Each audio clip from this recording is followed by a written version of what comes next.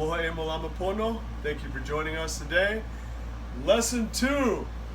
So we are going to take off and fly from where we last left off in our first lesson. So if you remember, that starts with our gesture of courtesy and respect. So, Jingli.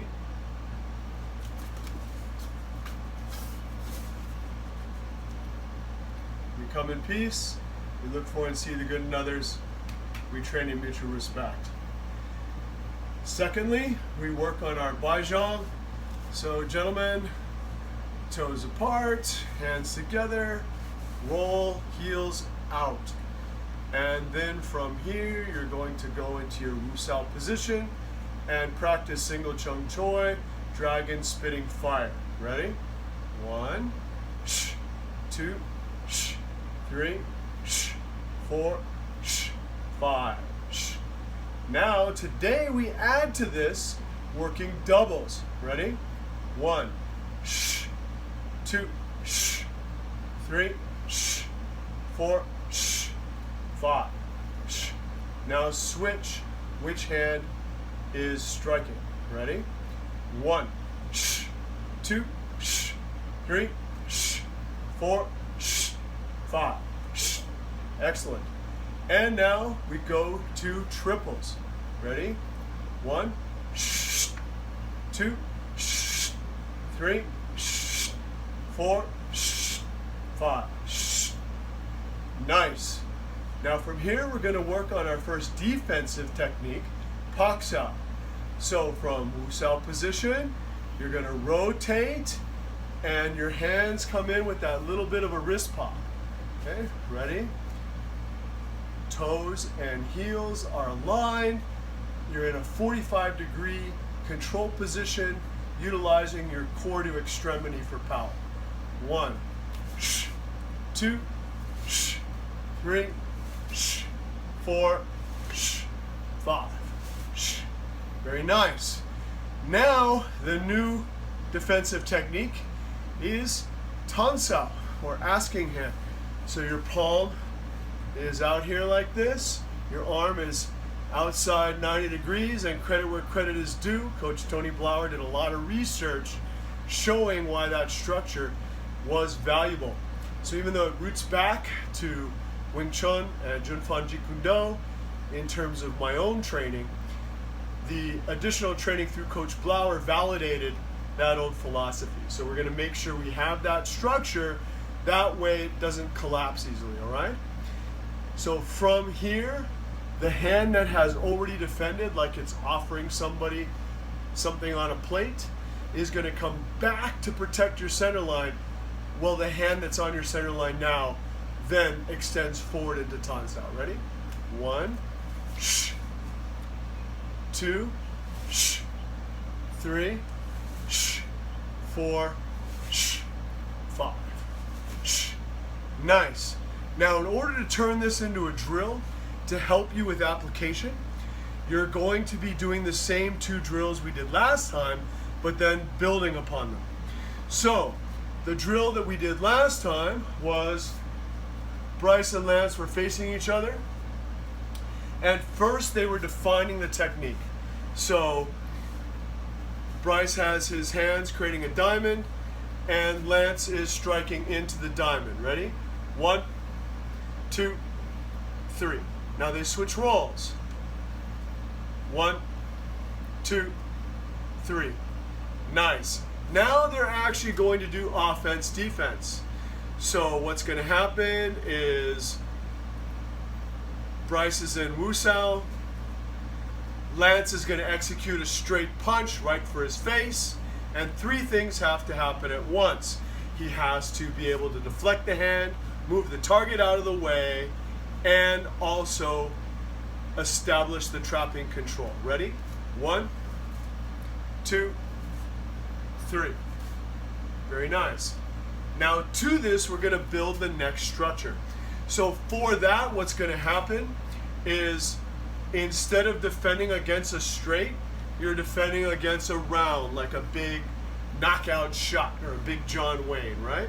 So in order to keep that safety in training, as Sifu Richard Bustillo used to show when he came to train us, is instead of trying to knock him out, I'm just gonna say, hey, hope you're having a good day type of a thing.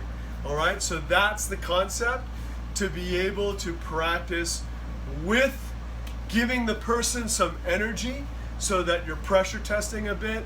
But since you're first learning this, you don't necessarily want to send them to the dentist or to the nose doctor. So for safety and training, one person is slapping your shoulder and the other person's executing the ton. All right, so let's give that one a try. Ready? Del Rio, you're going to be defending. Okay, Cuevas, you're going to be attacking. Ready? 1, 2, 3, 4, 5. Okay, switch roles. 1, 2, 3, 4, 5. Very nice. So that's the concept of lesson 2, is we add a new defensive structure, the Tan Sao, and we build on our first lesson by, instead of only doing a single punch, we're doing doubles and triples. To this, we're going to be adding footwork and all kinds of things as we build on this foundation. Now, it's not every day that I actually have someone bigger than me in class. This is a good opportunity to not look like a bully when I'm demonstrating the techniques. So we do have somebody who's exceptionally large, and that's very good for him as well, because it's very validating on the efficiency and the effectiveness of the technique. So to demonstrate this same concept, if he comes forward here on the first one, right? If he delivers just the straight shot, I showed this earlier, if the straight punch comes in and I only try to go here, he has enough power to blow through it, right? But if I'm doing the three things, meaning I'm not only moving his hand, but also moving the target and pressuring him to trap his energy, bang, then, as we discussed before, he now is compressed. We also went over this today, where from this compression, if his other punch comes over, now it becomes a double compression and he's entered. Now let's also take a look at the John Wayne. If he's aiming here, I don't want to stay here, aim right for my face, right? If I stay here, I'm going to get nailed. So in addition to striking his arm, I'm also moving in to the eye of the storm, right? Because later, this turns into the tandar, which is a simultaneous offense and defense, where when the shot comes in, bam, okay? So, one more time slower, because I go how fast you go. So, when the shot comes in, bang, you're going to simultaneously attack the attack and attack the source of the attack. And then if the person's larger, you're going to make other adjustments so you don't have to worry about the next shot after that.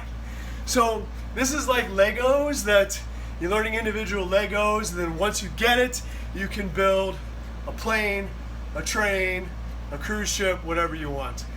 So step by step, day by day, we work through this, just as we all have to work together to survive what our world is facing. So, aloha e malama pono. Thank you for joining us. Gentlemen, line back up again. Jing Li.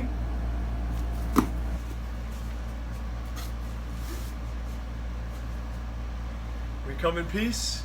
We look for and see the good in others. And we train in mutual respect. Aloha.